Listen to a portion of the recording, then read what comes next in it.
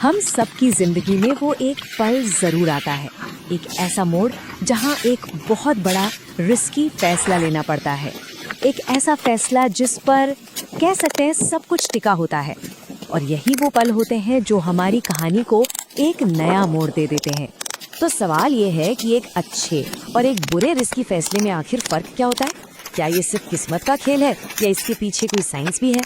इसका जवाब हमारी गट फीलिंग्स और हमारे दिमाग के अंदर जो कुछ चल रहा है ना, उसके बीच कहीं छिपा है। तो चलिए इसी गुत्थी को सुलझाने की कोशिश करते हैं। इसको समझने के लिए चलो एक बहुत ही आम एक क्लासिक एग्जाम्पल लेते हैं। मान लीजिए कोई अपना खुद का बिजनेस शुरू करने का फैसला करता है। अब ये शायद सबसे बड़े रिस्क में से एक है ना, पर इसका जो रिवॉर्ड है वो भी उतना ही बड़ा हो सकता है। पर कोई भी बड़ा फैसला सिर्फ नंबर और फैक्ट्स को देखकर तो नहीं लिया जाता। सही कहा ना? हमारे अंदर, दिमाग के अंदर एक साइकोलॉजिकल खींचतान भी चलती रहती है, एक तरह से उम्मीद और डर के बीच की एक जंग। जरा सोचिए, एक तरफ होता है हमारा कॉन्फिडेंस जो कानों में कहता है अरे ये तो हो जाएगा, और दूसरी तरफ होता है फेल होने का डर जो चीख चीख कर कहता है और अगर सब कुछ बिगड़ गया तो। ये दो बहुत ही पावरफुल इमोशंस हैं जो हमारे फैसले को लगातार अपनी अपनी तरफ खींचते रहते हैं। इस पे एक बड़ी मजेदार स्टडी हुई थी 828 स्टूडेंट्स पर।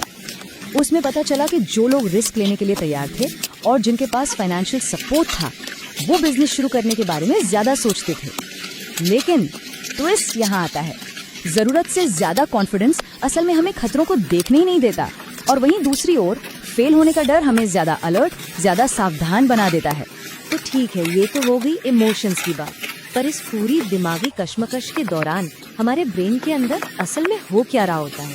मतलब पर्दे के पीछे की जो असली मशीनरी है वो काम कैसे करती है? न्यूरो साइंटिस्ट के पास ना इस प्रोसेस को समझाने के लिए एक बहुत ही कमाल का मॉडल है।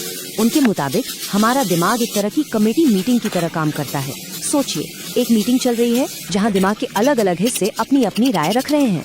इस मॉडल का नाम है PPAC फ्रेमवर्क। अब नाम सुन के घबराना नहीं है, ये सुनने में मुश्किल लग सकता है, पर इसका आइडिया बहुत सिंपल है। इसमें 4 मेन प्लेयर्स हैं: प्रस्तावक, भविष्यवक्ता, अभिनेता और आलोचक। ये सब दिमाग के अलग अलग हिस्से हैं जो एक टीम की तरह काम करते हैं। एक प्लान बनाते हैं, उसके नतीजों का अंदाजा लगाते हैं और फिर उस पर एक्शन लेते हैं। ये स्लाइड पहली नजर में थोड़ी कॉम्प्लिकेटेड लग सकती है, पर असल में ये हमारे दिमाग के डिसीजन मेकिंग इंजन का एक मैप है। इसे ऐसे समझते हैं: प्रस्तावक और भविष्यवक्ता जो हमारे ब्रेन के बाहरी हिस्से कॉर्टेक्स में होते हैं, वो प्लान्स बनाते हैं।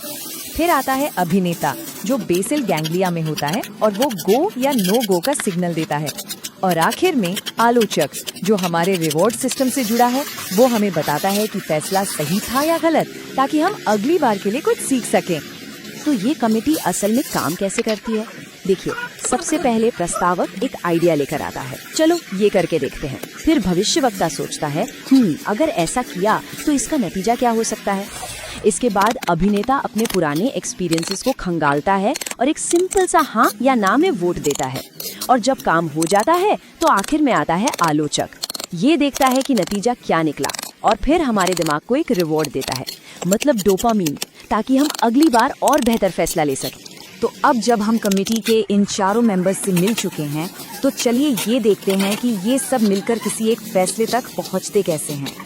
यहाँ एक बहुत ही जरूरी बात सामने आती है। जब फैसला कोई मुश्किल या नया होता है ना, तो हमारा दिमाग कोई जल्दबाजी नहीं करता। वो सारे ऑप्शंस को एक साथ नहीं देखता, बल्कि वो एक एक करके हर ऑप्शन पर गौर करता है, उसे तौलता है। हाँ, इस प्रोसेस में थोड़ा टाइम लग सकता है, लेकिन इससे फैसले ज्यादा सटीक होते हैं। और ये जो स्क्रीन पर दिख रहा है, ये सच में कमाल का है। बाईं तरफ जो ग्राफ है वो एक कंप्यूटर मॉडल का है जो दिखा रहा है कि वो कैसे एक एक करके ऑप्शंस पर विचार कर रहा है, और दाईं तरफ वो एक बंदर के दिमाग की असली रिकॉर्डिंग है जब वो ठीक यही काम कर रहा था। आप देखिए, दोनों ग्राफ लगभग एक जैसे हैं।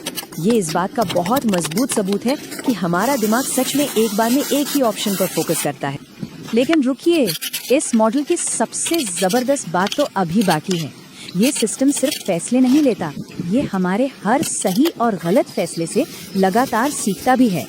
इसको ऐसे समझिए, जैसे जैसे हमें एक्सपीरियंस होता जाता है, हमारा प्रस्तावक स्मार्ट होता जाता है। उसे पता चल जाता है कि कौन से आइडियाज काम करते हैं और कौन से नहीं। तो धीरे धीरे पूरी कमेटी को हर बार इतनी लंबी मीटिंग करने की जरूरत ही नहीं पड़ती। फैसले तेजी से होने लगते हैं, ऑलमोस्ट अपने आप, और इसी को तो हम आदत कहते हैं।